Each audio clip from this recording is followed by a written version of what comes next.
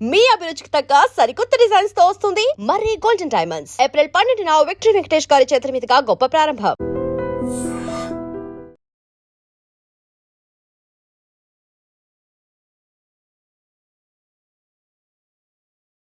ఇప్పుడు ఈ ఘటన జరిగిన తర్వాత చాలా రోజులు కూడా మీరేం మాట్లాడలేదు, పోలీసులు కూడా విచారించారు, వాళ్ళకు కూడా దీని వెనకాల ఎవరున్నారో ఏం తెలియలేదండి.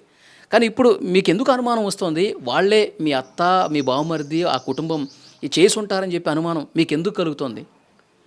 ఎందుకు కలుగుతుందా అంటే అండి, అది నేను ఒక 20 రోజుల దాకా నాకు అనుమానం రాలేదండి.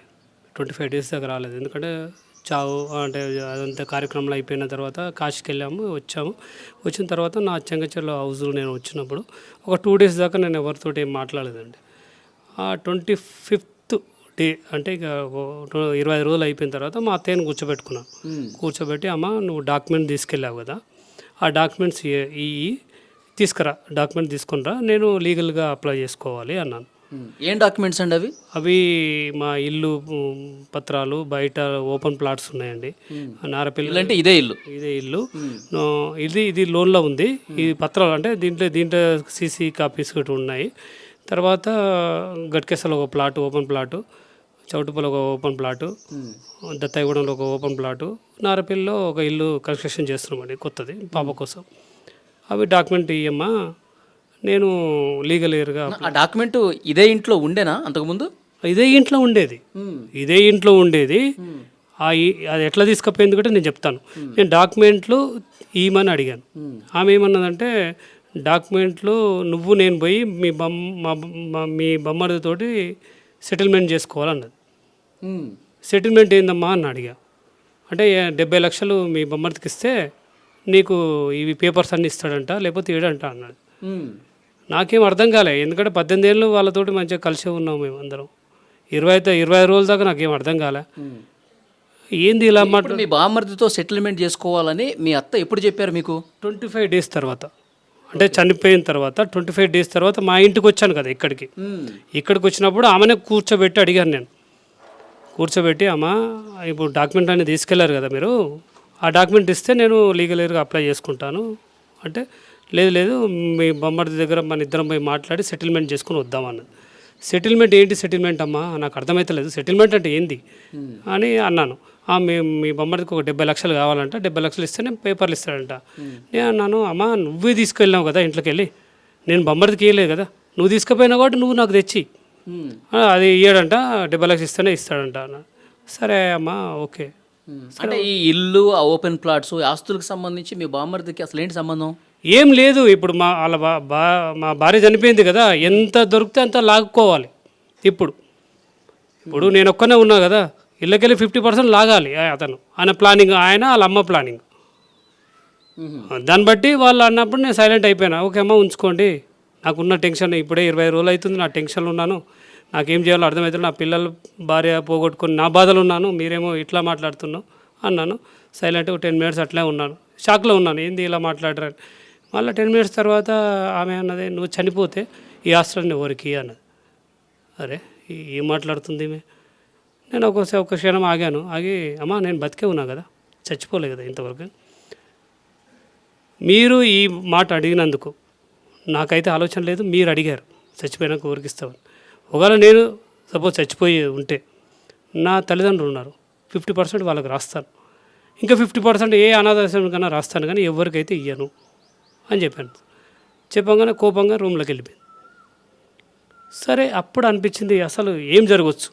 అప్పుడే డౌట్ స్టార్ట్ అయింది సార్ నాకు. నువ్వు చనిపోతే ఎవరికి ఆస్తి అన్నప్పుడు ఇన్ని రోజులు నాతో కలిసిమెలిసి అందరూ ఉన్నారు, ఈ రోజు డబ్బు కోసం నువ్వు అడుగుతున్నావు, నువ్వు చనిపోతే ఎవరికని. అప్పుడు నేను బ్యాగ్ చెక్ చేసుకున్నానండి. ఇక ఇదేమో జరిగింది, ఇప్పుడు నన్నే చావు కోరుకుంటున్నారంటే నా భార్య పిల్లల్ని వీళ్ళే చంపారు అని ఒక బాధాకరమైన, అంటే బాధతోటి నేను ఏం చేయాలి, నాకు ఇట్లా జరిగిందని అదే రోజు కింద ఉన్న వాళ్ళని అడిగాను, కూర్చోబెట్టాడు. అమ్మ ఆ రోజు ఏం జరిగింది చెప్పండి అన్న. 30 తారీఖు రోజు మేము ఇక్కడ సమ్మక్క సారక్క జాతరకు పోయి వచ్చాము. అప్పుడు 1:30కు 2 గంటలకు వచ్చాము, కానీ అప్పటి వరకే అక్క కారు లేదు ఇక్కడ. ఈమె చెప్పేది ఏంది, 6:30 వరకు నాకు ఛాయ్ పెట్టించింది, ఇద్దరం కూర్చొని దాగాము, తర్వాత ఈమె వెళ్ళిందని ఈమె చెప్తుంది. ఆడ ఒక చిన్న డౌట్ వచ్చింది. నాన్న నేను చెప్పేది నిజమన్నా వాళ్ళు చెప్పారు. సరే ఓకే. తర్వాత ఇంకేం జరిగింది తల్లి, నెక్స్ట్ డే ఏం జరిగిందని అడిగా. నెక్స్ట్ డే అమ్మ ఎప్పుడైనా తాళం వేయదన్నా, తాళం వేసుకొనే పోతుంది, నన్ను వేయమని ఎప్పుడు అనలే 4 సంవత్సరాల నుంచి. ఫస్ట్ టైం అక్క మీద నిద్రపోతుంది, నువ్వు నీ తాళం వేసేయి అని చెప్పేసిందన్న. ఓకే నేను వేసాను, తాళం వేసానన్న. తాళం వేసినాక తర్వాత ఒక గంట 2 గంటల్లో పోలీసులు వచ్చారు, జిఐటి పోలీసులు వచ్చి విజయరెడ్డి ఇల్లు ఇదేనా, విజయరెడ్డి చనిపోయింది అని చెప్పారు. అరే ఇప్పటిదాకా అమ్మ చెప్పింది మీద వండుకుందని, ఇప్పుడే వీళ్ళు వచ్చి చనిపోయారని చెప్తున్నారు ఏందని అమ్మ ఒక థింకింగ్లో వెళ్ళిపోయింది. నిజమమ్మ చనిపోయిందని చెప్పారు. సరే అప్పుడు ఆమెకు డౌట్ వచ్చింది, నాతోటి ఎందుకు వేయించింది ఈమె తాళం నాతోటి ఎందుకు వేయించింది, ఏ రోజు వేపినామే ఈ రోజు ఎందుకు వేయించింది. ఆ తర్వాత గేటుకు గేటుకు అవతలంగా ఎవరు రాకుండా అది దాని గిట్ట ఒకటి ఉంది. ఇప్పుడు తాళం రోజు ఆమె వేసుకొని పోతుంది, అది ఒక తాళం మా వైఫ్ దగ్గర ఉంటుంది, ఒక తాళం మా అత్తయ్య దగ్గర ఉంటుంది.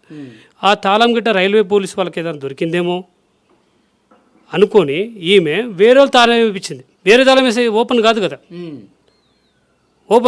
ఇక చనిపోయింది. ఇక నెక్స్ట్ డే మళ్ళీ అడిగాను, ఈ డబ్బు గోల్డు ఈ పేపర్సు ఏమైంది, ఆ రోజు ఏం జరిగింది, మళ్ళీ వాళ్ళని అడిగాను ఆ రోజు ఏం జరిగింది అనా. బాడీస్ వెళ్ళిపోయిన తర్వాత 3 గంటల సేపు వీడు ఉన్నారన్న. వాళ్ళు ఉండి ఊరికి ఒక డబ్బా పంపించారు, వాళ్ళతోటి గిట్ట అన్నారు, గోల్డ్ పంపిస్తున్నాము, నువ్వు రాకమ్మా, నీ కూతుర్ని కావుగాడ పంపి, నువ్వు గోల్డ్ ఉంది కానీ నువ్వు ఇంట్లో ఉండని వాళ్ళ ఫ్రెండ్కి చెప్పిందట. అది చెప్పంగా వీళ్ళు విన్నారు, అవునన్నా ఇట్లా ఒక బకెట్ పంపించారు అలా గోల్డ్ ఉందని. అది ఇంకా నాకు కన్ఫర్మ్ అయిపోయిందన్న.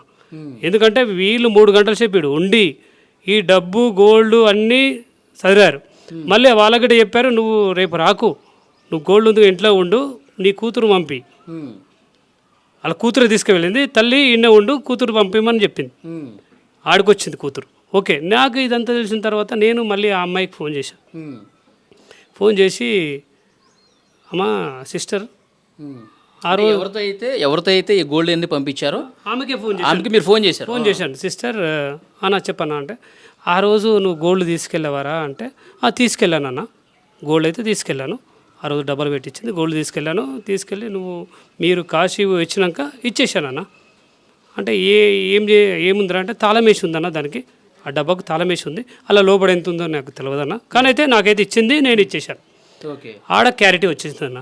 ఎందుకంటే ఇప్పుడు వీళ్ళు చనిపోయిన బాధ లేకుండా ఈ డబ్బు గోల్డ్ చదవడం అనేది ఫస్ట్ సెకండ్ నుంచి వాళ్ళు స్టార్ట్ చేశారు.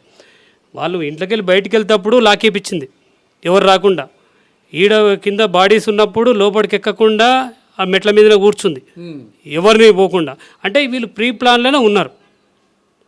మా అత్త మా బొమ్మర్ది పెళ్ళం ప్రీ ప్లాన్లోనే ఉన్నారు. బొమ్మర్ది పెళ్ళం మీద ఉండి మీద లోపలికి ఇంట్లోకి తిరుగుతుంది, అత్తైనా ఆడ మెట్ల కాడ కూర్చుంది, ఎవరిని ఎక్కియకుండా మీదికి పోకుండా ఏడికి పోకుండా. ఈమె లోపల ఇవన్నీ చూసుకుంటూనే ఉంది. ఆ తర్వాత వీళ్ళు తీసుకుపోయినాక నాకు 25 డేస్ తర్వాత ఇవన్నీ ఎంక్వైరీ చేస్తున్నప్పుడు 1 by 1 అంటే నాకు కావాలని వీళ్ళు చేశారా? ఈ డౌట్ ఏంటంటే, ఇప్పుడు ఇది లాకేసింది కరెక్టే, డబ్బు గోల్డ్ పంపించింది కరెక్టే, అసలు ఎందుకు చేయవలసి వచ్చింది?